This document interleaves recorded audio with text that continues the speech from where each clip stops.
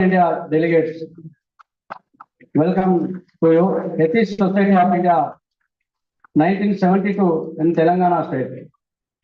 మిత్రులారా, మేము తెలంగాణ రాష్ట్రం నుంచి భారత నాస్తిక సమాజం ఆంధ్ర పెరియార్ గా ముద్రపడ్డ డాక్టర్ జయగోపాల్ గారిచే ఏర్పడినటువంటి భారత నాస్తిక సమాజం 1972లో ఏర్పడి జయగోపాల్ గారు మొన్న ఫిబ్రవరిలో తను చనిపోయేంత వరకు కూడా తెలంగాణ ఆంధ్రలో ఉమ్మడి తెలుగు రాష్ట్రాల్లో ఆంధ్ర పెరియార్ గా పేరు పొందినటువంటి జయగోపాల్ సారు అక్కడ బ్రెయిన్ మైండ్ రైతుగా అవార్డు పొంది అనేక మూఢనమ్మకాలు మూఢ విశ్వాసాలకు వ్యతిరేకంగా అత్యంత సుదీర్ఘ కాలం పోరాటం చేసినటువంటి మహోన్నతమైనటువంటి జయగోపాల్ సార్ యొక్క వారసత్వాన్ని కొనసాగించుకుంటూ జయగోపాల్ గారు కూడా ఇక్కడ పెరియార్ గారి యొక్క స్ఫూర్తిని పుణికిపుచ్చి ఆంధ్ర పెరియార్ గా కొనసాగినటువంటి పరిస్థితిని ఇక్కడ ప్రాంత ప్రజలందరూ కూడా ఎరిగిండ్రు.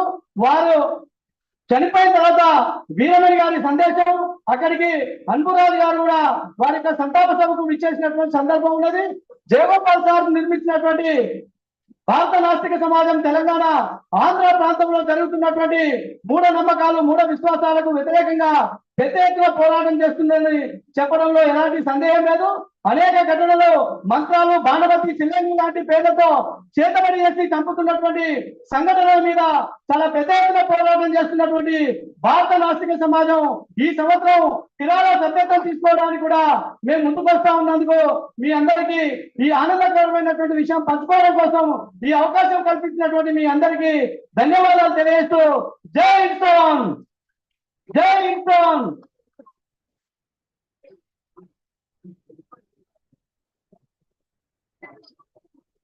Please already invite our next session, our beloved Asiriya, Dr. K. Veeramani, to the dais. And along with our Honorable Minister of State Minister of Transport, Manamike S.S. Shivashankar.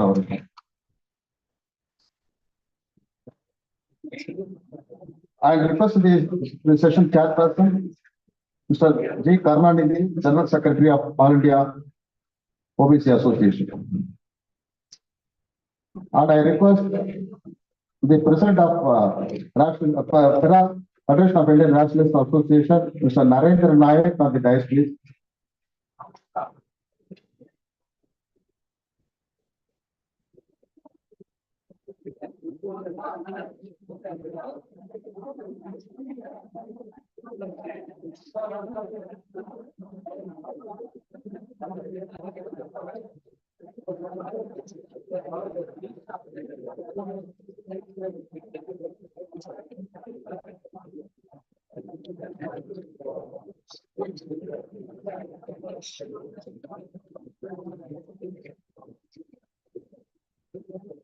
இன்றைய நிகழ்வின் காலை நிகழ்ச்சிகள் முதலில் வாக்கத்தான் நடைபெற்றது.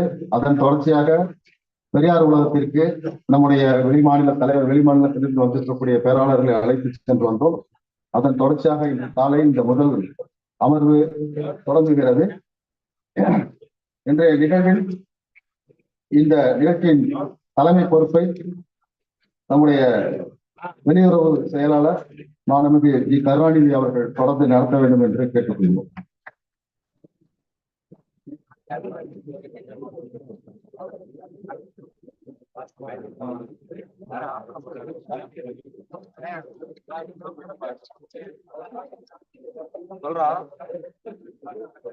Vanakkam. Good morning to everyone. Respected Asiriya Ayya, Honorable Minister Shivashankar Ayya, and delegates from all parts of the country, organizers, Comrade Tamil Chandan and his team. I am really privileged to be part of this session organized by Kira at the 13th National Conference under the topic towards secular, scientific, self-respect world, new world. The concept of social, the self-respect is a universal theme, transcending cultures and societies around the globe. It embodies the idea of valuing oneself and demanding respect from others, intertwined with the issues of dignity, equality, and human rights. This concept has been pivotal in various social movements, addressing systemic injustices and promoting individual worth. In many cultures, self-respect is linked to personal integrity and the recognition of one's identity. For example, in Western countries, self-respect is often associated with individualism, where personal achievements and self-advocacy are celebrated. In the Indian context, the struggle for self-respect has been significantly influenced by the socio-political climate. Noted historian D.N. Jha said, a scientific analysis of our sources amply proves that at no stage in history, the common people of India witnessed a truly golden age.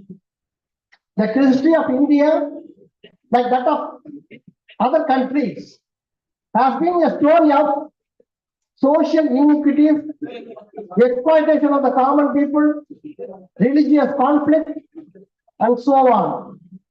The idea of a golden age has always been abused in India as well as other countries.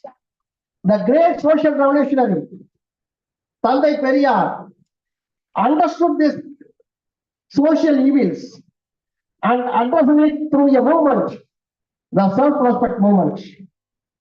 Periyar's self-respect movement is considered unique in world history. Unlike the Soviet Revolution or the French Revolution, which emphasized political independence, liberty, or fraternity, the self-respect movement focused on human dignity, an essential issue of India's caste-based hierarchy. His advocacy for self-respect was fundamentally tied to addressing the deep-seated inequities present in Indian society, particularly those stemming from caste discrimination and gender inequality. Tandai Periyar believed that true self-respect could only be attained when individuals, especially from marginalized communities, were liberated from social oppression. He sought to dismantle the hierarchies perpetuated by the caste system and highlighted the importance of self-education, empowerment, and rational thinking. Periyar's emphasis on self-respect became a rallying point for those seeking justice and equality, resonating particularly with the lower caste and women who are systematically denied dignity and rights. Periyar declared that the self-respect movement alone could be the genuine freedom movement, and political freedom would not be fruitful without individual self-respect.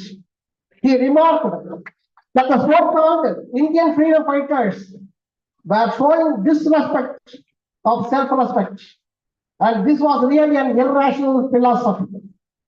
Periyar criticized the oppressive nature of caste and the dominance of the Brahminical culture, which he believed perpetuated inequality.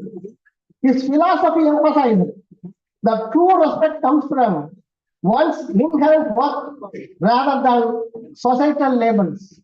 He believed that self-respect was as valuable as life itself, and its protection is a birthright and not swaraj. He described the movement as Arivu Vidudalai Iyakkam.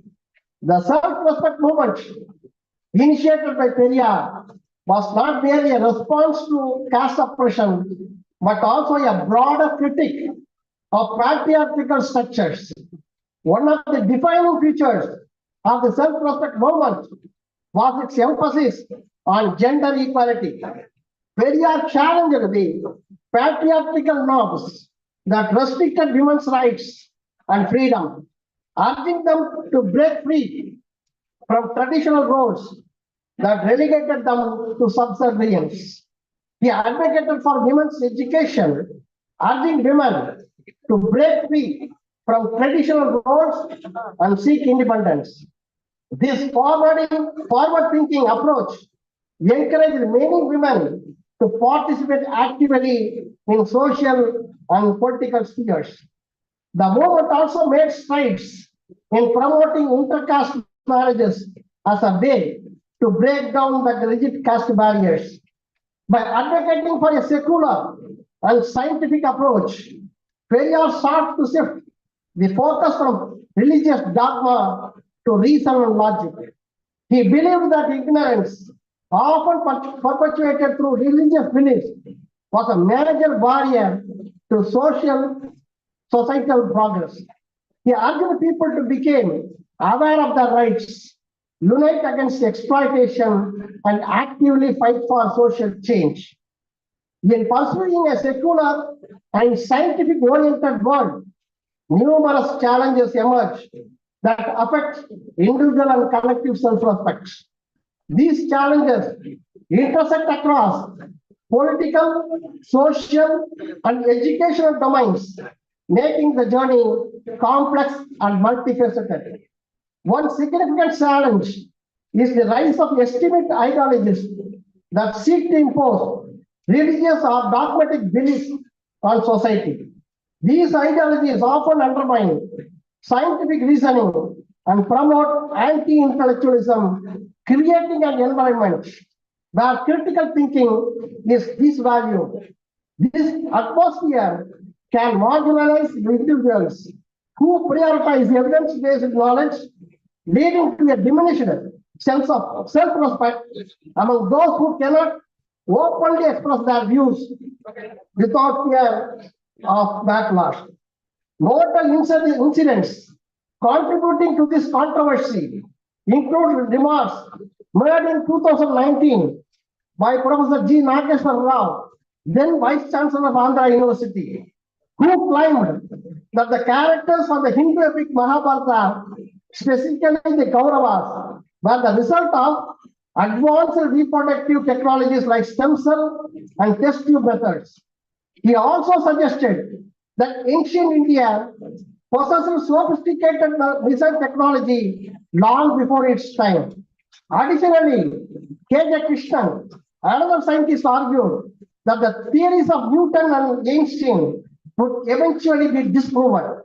The 2015 Congress further fueled the debate when a speaker presented ideas about Vedic aircraft straying significantly from conventional scientific discourse. Over the past decade, accusations of saffronization, the infusion of Hindu nationalist ideology into science, have emerged, causing concern within the scientific community.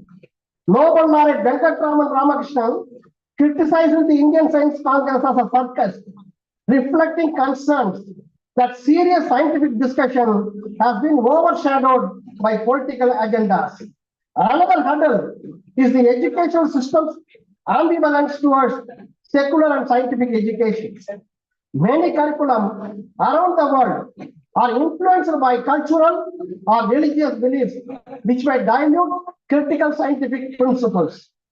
The NCRT's action of removing certain chapters, to quote a few, Mughal Empire, the rise of popular movements, challenges of democracy, clash of cultures, industrial revolution from the history books of class 12, 11, and 10 received strong condemnation from the academicians. Furthermore, political polarization dramatically affects the implementation of secular policies. In some regions, politicians exploit religious sentiments to gain support. Highlighting evidence-based policies crucial for societal progress. Cultural norms that valorize tradition over enlightenment also pose a challenge.